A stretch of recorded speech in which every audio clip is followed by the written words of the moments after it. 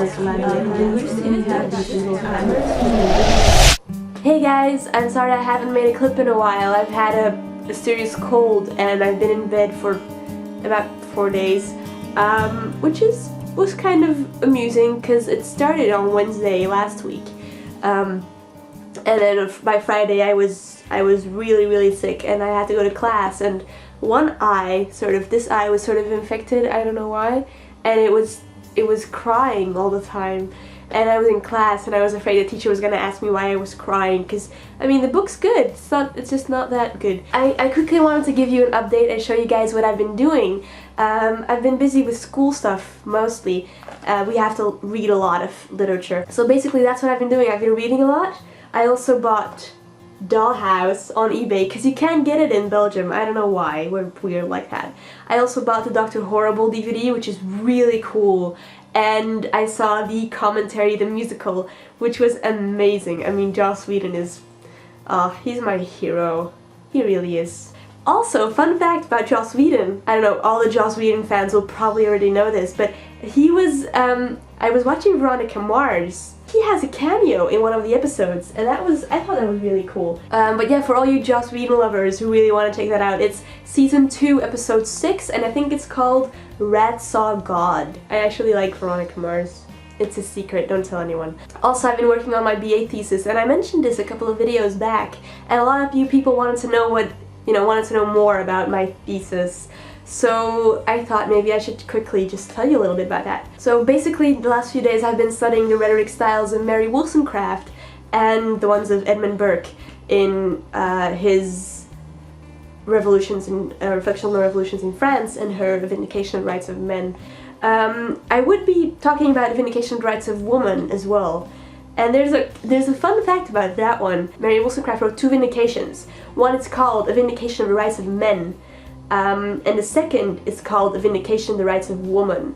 And the reason it's woman and not women, which I thought was weird, is that the anti-feminist movement used to use the plural women, whereas the feminist movement would use woman, apparently, when talking about woman rights instead of women's rights.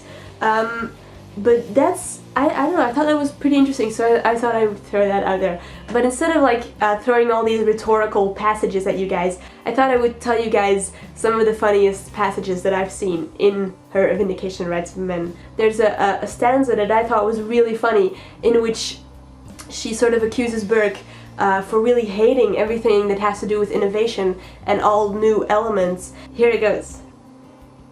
Or to go further back, had you been a Jew, you would have joined in the cry, "Crucify him, crucify him."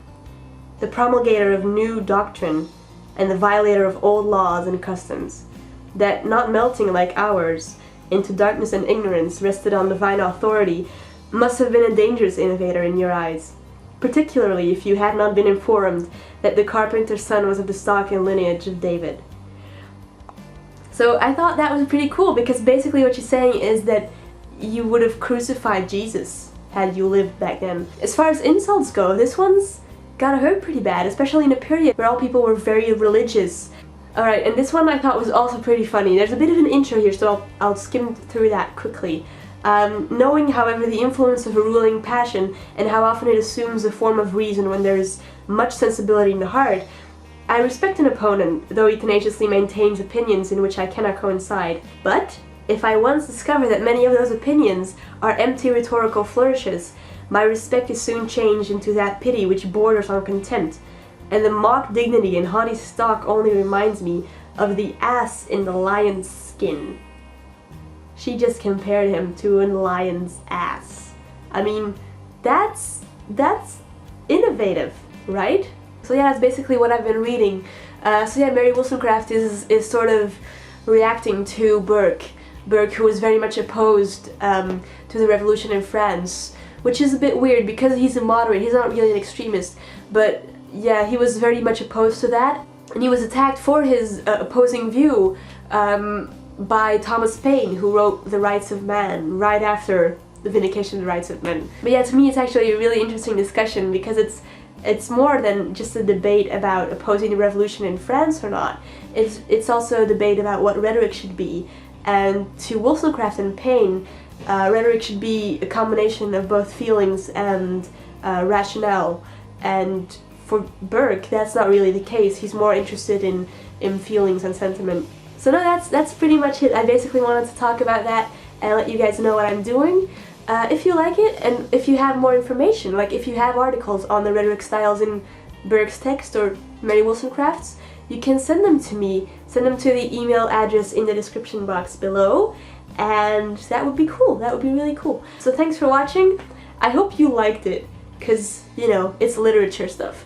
And, well, if you like this kind of stuff, I could do more literature clips, but I always thought that, you know, that would give me the sort of nerd image. I'm not sure if you guys would like that.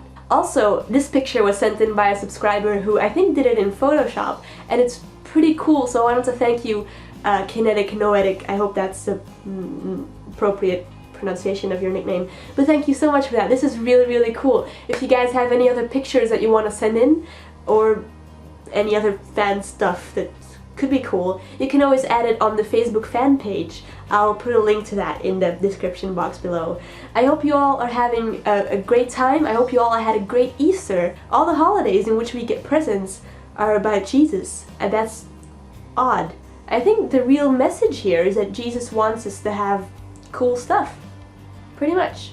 Thanks for watching. Peace out.